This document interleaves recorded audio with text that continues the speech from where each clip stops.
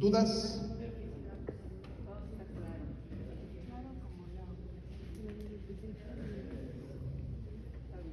¿No? Dijo mi profe, cuando no hay preguntas, o todo está claro, o nada está claro.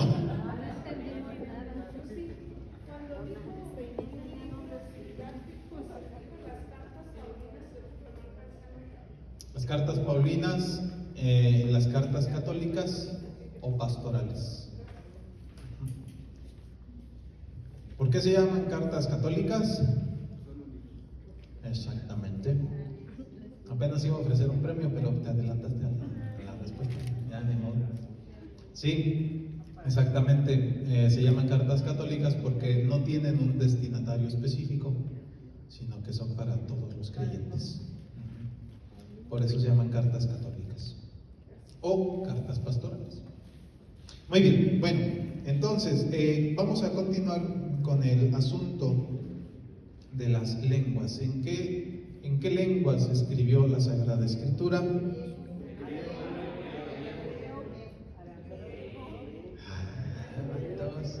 Griego, bueno, hebreo, algunos cachitos en arameo y griego. Eso respecto del Antiguo Testamento. Respecto del Nuevo Testamento, está todo escrito en griego. El Nuevo Testamento, ese fue escrito en griego. Ya después, con el tiempo, se tradujo al latín. Un tiempecito después se tradujo al latín. Y bueno, pues ya mucho tiempo después empezaron a hacer traducciones a las distintas lenguas. Muy bien, pero fueron escritos originalmente el Antiguo Testamento en hebreo, cachitos en arameo y en griego. El Nuevo Testamento, todo en griego. Muy bien, bueno. Con respecto de los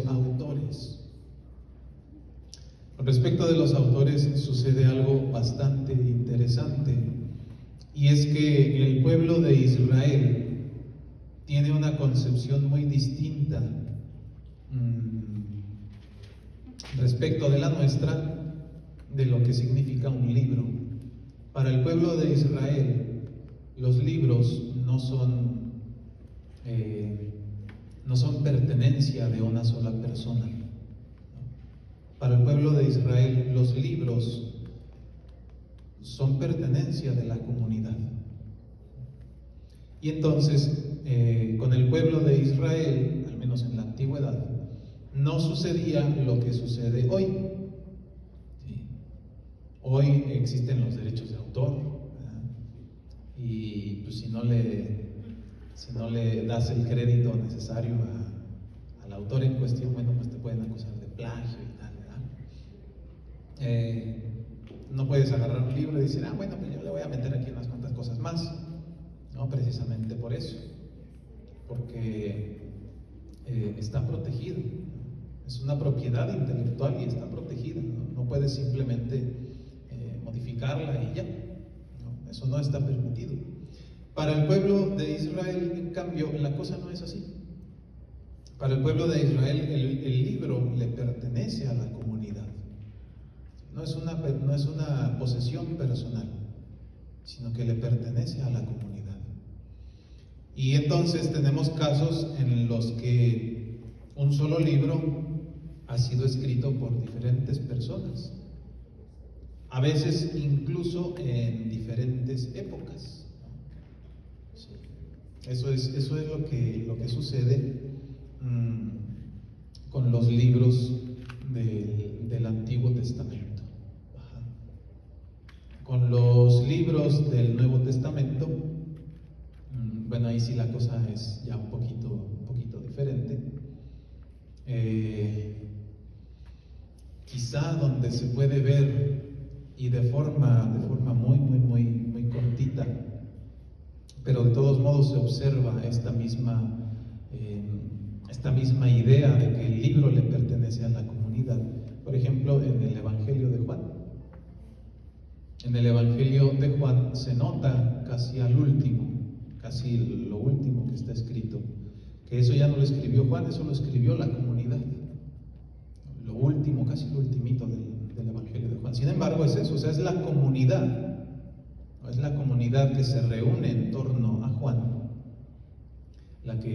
quien toma lo que ya estaba escrito, y bueno, pues por ahí le echa un agregadito, ¿verdad? Pero en general los libros del Nuevo Testamento ya no han vivido este proceso que han vivido algunos libros del Antiguo Testamento, en el que distintas personas, a veces incluso en distintas épocas, bueno, pues han ido escribiendo estos libros. Bueno, entonces han sido distintos los autores y distintas las épocas en que se ha ido formando el canon del Antiguo Testamento, sobre todo. Es interesante porque el canon del Antiguo Testamento comenzó más o menos por allá del 1000 antes de Cristo y se termina hasta más o menos como el 50 antes de Cristo. El Antiguo Testamento es casi un milenio de proceso para escribirse. El Nuevo Testamento, en cambio, se escribe por mucho en el transcurso de un siglo. El Nuevo Testamento, algunos consideran que el texto más antiguo lo encontramos por allá como por el año 50, y el texto más tardío lo encontramos por ahí del año 120. Pero eso ya es muy tardío, muy tardío. Lo más seguro es que haya sido antes, lo más seguro es que haya sido por ahí del año 100. Entonces, en cuanto a tiempo, en el Antiguo Testamento sí vemos un proceso bastante largo. En el caso del Nuevo Testamento, pues no, la cosa es todo lo contrario. Se escribe relativamente rápido. Bueno, en todo este asunto, ¿no? Y durante todo este tiempo, el autor intelectual es Dios.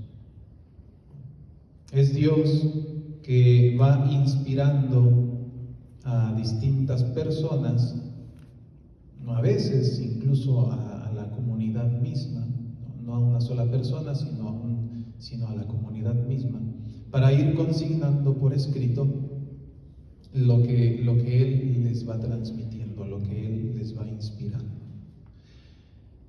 En este proceso no quiere decir que la personalidad del escritor humano quede como cancelada o negada. No es como que de repente viene el Espíritu Santo, ahí Johnny entra en trance de repente, ¿no? Se pone a escribir con un estilo que no es el suyo y con unas palabras que no son las suyas, y de repente ya sale del trance y dice, ¿qué pasó? No funciona así la inspiración. El Espíritu Santo toca la inteligencia de Johnny y desde su experiencia, desde lo que él conoce, desde lo que él es, pone por escrito lo que Dios le va inspirando. Y por eso encontramos estilos de escritura tan distintos en la Sagrada Escritura. Un amigo, cuando estaba allá del otro lado del Chaco, un amigo que estaba estudiando Sagrada Escritura, recuerdo que muy emocionado y muy contento ya casi al final del primer año, me compartía y me decía, es una experiencia totalmente distinta leer el Antiguo Testamento en hebreo. O sea, se va notando una cadencia distinta, en muchos se nota casi que, o sea, que son poéticos, ¿no? La forma en que está escrito en el hebreo original. Y sin embargo, pues encontramos eso, encontramos una gran variedad en cuanto a estilo, ¿sí? Encontramos una gran variedad en cuanto a las imágenes que se utilizan para poner por escrito lo que Dios va inspirando. A mí Un ejemplo que siempre he encontrado bastante curioso son las cartas de Pedro, ¿no? Y también un poquito el Evangelio de Marcos, que tienen un griego muy básico. Fueron escritos con el griego que era el que utilizaba la gente sencilla, muy distinto del griego que utiliza Lucas. Lucas, ese sí está leído y escribido, dijo mi abuela, ese sí estaba estudiado. Entonces su forma de escribir es muy diferente y se nota ese cambio en la educación que ha tenido el escritor sagrado. Entonces no es como que el Espíritu Santo irrumpa en la inteligencia de la persona y escriba de una manera diferente a la que escribe o se expresa esa persona, ¿no? El Espíritu Santo respeta la personalidad del escritor sagrado.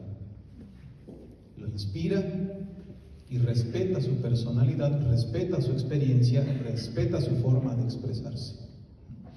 Entonces, por eso hace un ratito decíamos que es palabra humana y palabra divina.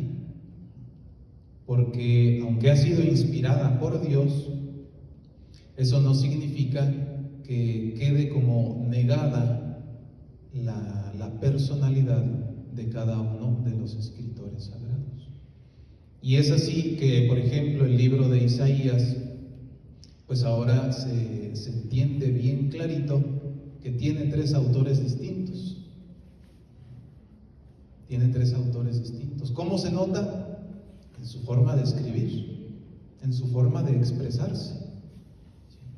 Y entonces, ya haciendo un estudio detallado del texto, dicen, no, es que hasta aquí escribió una persona y en adelante empezó a escribir otra y después otra más.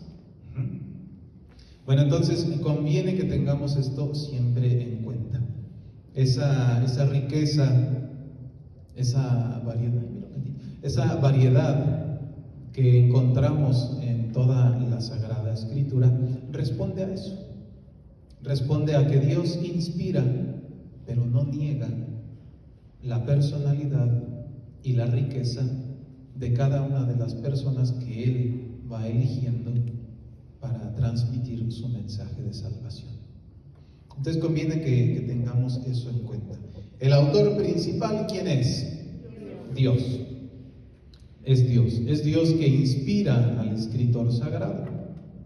Entonces, vamos a decirlo así, escritores o autores secundarios, pues hay muchitos, ¿verdad? Pero el autor principal es Dios. Es el mismo Espíritu el que va inspirando, fíjate, a través de casi un milenio de historia, va inspirando a diferentes personas para ir poniendo por escrito su mensaje de salvación. Bien, entonces conviene que tengamos eso en cuenta, que la experiencia del escritor sagrado también forma parte de este texto. No es solamente, no es como una especie de texto etéreo, ¿no?, que bajó del cielo, no va por ahí el asunto. Ahí se nota también la mano humana. Bien, bueno, entonces, dicho esto,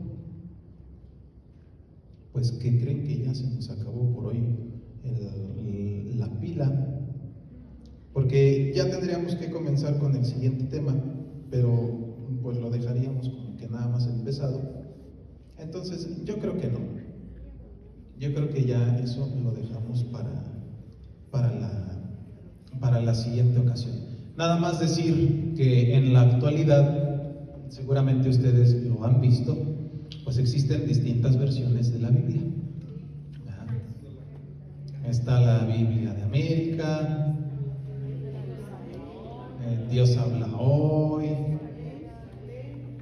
la de Jerusalén, la Biblia católica para los jóvenes, ¿qué más? La Reina Valera,